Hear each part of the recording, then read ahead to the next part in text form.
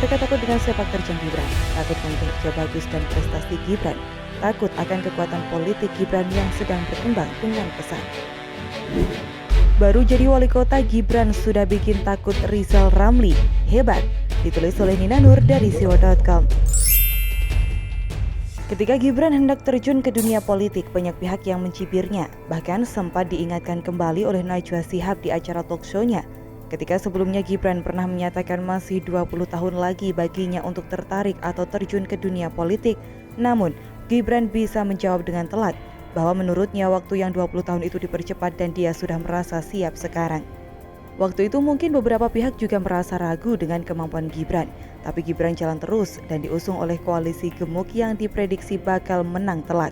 Sehingga mungkin ada juga yang berharap bahwa sesudah Gibran dilantik jadi wali kota Solo, dia akan keok. Terbukti tidak bisa kerja macam Anies di DKI Jakarta, sehingga akan bikin malu Jokowi dan PDIP.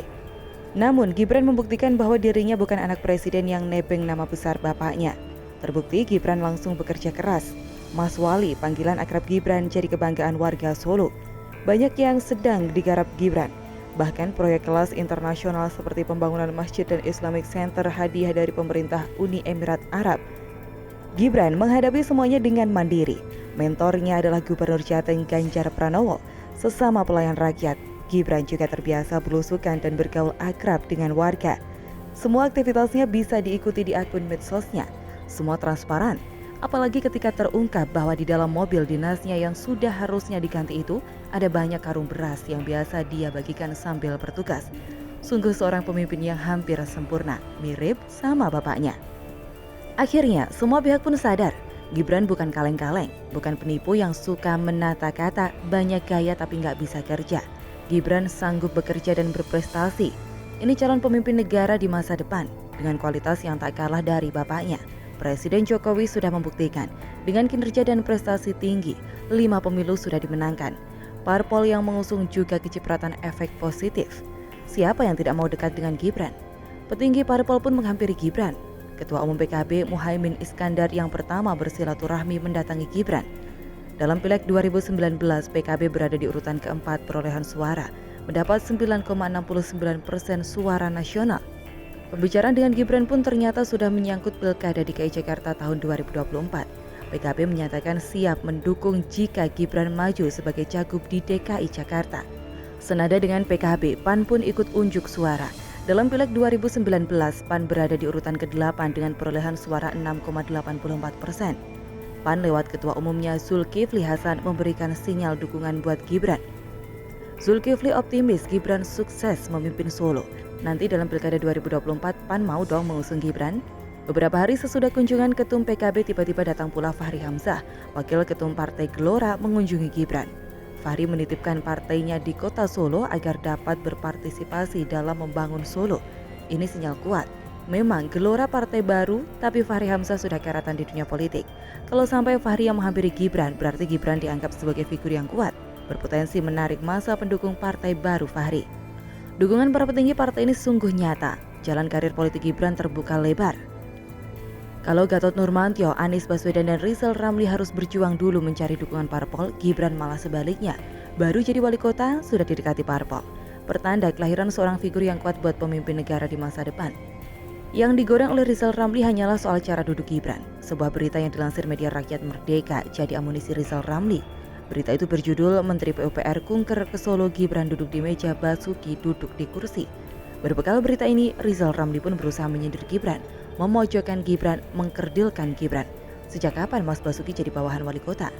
Cuit Rizal Ramli. Cuitan ini memang disambut dan diikuti oleh para buzzer. Berita dan foto Gibran duduk ini pun jadi viral di medsos, disertai dengan kecaman para kadrun, menuding Gibran memperlakukan Menteri PUPR seperti pembantu.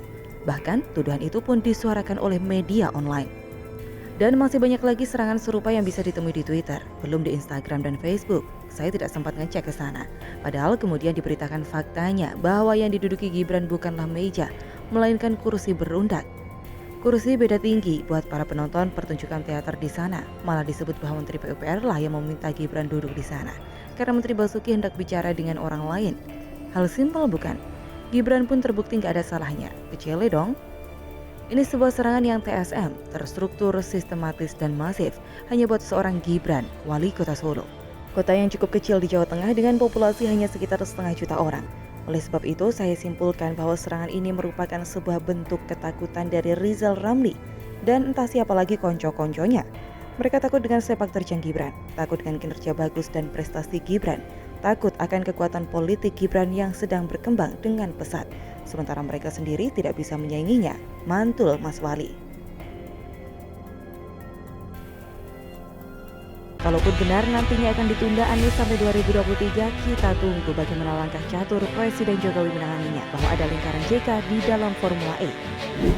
Ujung Formula E, Anies mau kadali Jokowi, waspada, ditulis oleh Nina Nur dari Siwa.com. Pada bulan Februari 2020 saya pernah menulis artikel soal perkembangan Formula E. Waktu itu saya menduga bahwa Anies mulai menyadari betapa kurang cerdasnya dia termakan iming-iming kesuksesan Formula E. Iya, Anies memang dibodohi. Dia sudah mengumumkan Formula E bakal diadakan di Jakarta sebelum tahu ada biaya besar yang harus dikeluarkan. Ternyata perlu bayar untuk bisa jadi tuan rumah Formula E. Ucap Anies dikutip koran Tempo edisi Selasa 16 Juli 2019. Ketika sadar biayanya berapa, dia pun mau tidak mau mengusahakan pembayarannya. Wong sudah gembar-gembor, ya masa gak jadi? Dalam mimpinya, Anies membayangkan kesuksesan Formula E akan melambungkan namanya, mengalahkan Asian Games yang notabene milik Presiden Jokowi. Mungkin sesudah ditemani terhitung oleh anak buahnya, Anies baru sadar soal modal, balik modal, dan laba rugi. Mengembalikan modal ratusan miliar komitmen fee bukan hal gampang. Jaminannya apa? Siapa yang menjamin penontonnya banyak sementara tak satupun pembalap dari Indonesia yang ikutan? Impian jadi ancaman, makanya waktu itu ramai soal penebangan pohon Monas dan revitalisasi Monas. Anies pun kekeh menetapkan Monas sebagai lokasi balap, walaupun melanggar Kepres tahun 1995. Ramai pula soal rekomendasi tim ahli cagar budaya yang katanya bohong, lalu dibilang salah ketik. Kenapa? Karena Anies berharap pemerintah pusat turun tangan membatalkan Formula E di Monas, sedangkan tidak ada alternatif lokasi lainnya, sehingga ya batal saja. Tapi bukan Anies yang membatalkan, melainkan pusat alias Jokowi. Tentu saja akal-akalan mencari kambing hitam ini tercium oleh Presiden Jokowi, sehingga pemerintah pusat tidak sampai terpancing membatalkan Formula E. Indikasi Anies tidak berniat merealisasikan Formula E ini sudah tercium sejak awal 2020. Waktu itu rencananya kan Formula E digelar pada bulan Juni 2020. Namun hingga Februari 2020 tiketnya sendiri tidak pernah ditawarkan. Anies hanya heboh sendiri mengolah Monas, bolak-balik soal Monas saja. Pohonnya ditebang, aturan dilanggar, dan lain-lain. Sementara promosi dan undangan buat penonton sama sekali tidak ada. Tidak masuk akal bukan? Nah, saya kira Anies tidak pernah berhenti memikirkan akal bulus apalagi buat mengkambing hitamkan Jokowi. Oleh sebab itu, dia tidak pernah membatalkan Formula E. Anies terbantu dengan adanya pandemi Covid. Ada alasan sangat kuat buat menunda Formula E. Tanpa membakar dirinya sendiri, fee pun terus saja dibayar. Pandemi terus berlanjut, Formula E kembali dijadwalkan ulang menjadi tahun 2022. Walaupun ramai terbongkar bahwa Anies sudah membayar hampir 1 triliun rupiah pada pihak Formula E, tetapi kan ngelesnya gampang. Katanya soal bank garansi akan dikembalikan, sedangkan fee tidak akan hangus. Walaupun Anies sendiri pada 2019 pernah bikin pergub buat Jakpro cari sponsor, tapi tidak berhasil dikerjakan oleh Jakpro. Formula E jalan terus, pakai uang rakyat. Walaupun sudah ada audit BPK, Anies terus maju. Tinggal ditunda kok, nggak masalah.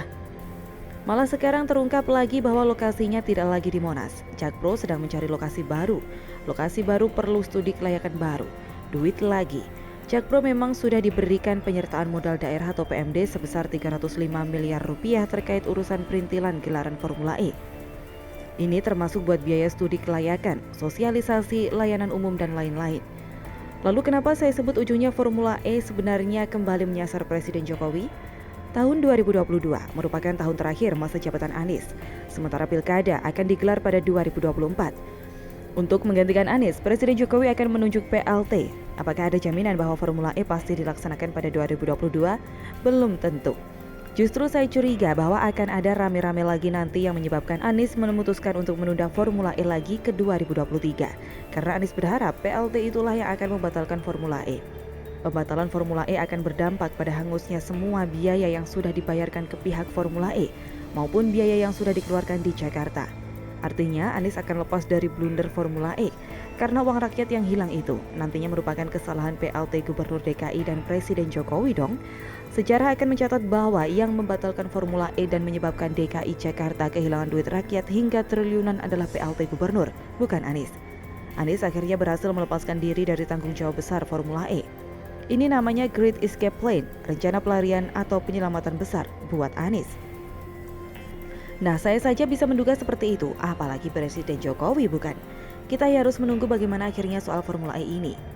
Kalaupun benar nantinya akan ditunda Anies sampai 2023, kita tunggu bagaimana langkah catur Presiden Jokowi menanganinya. Iya, memang Anies bisa selicik itu, tanpa perlu saya sebutkan lagi bahwa ada lingkaran JK di dalam Formula E, seperti dilansir oleh Tempo.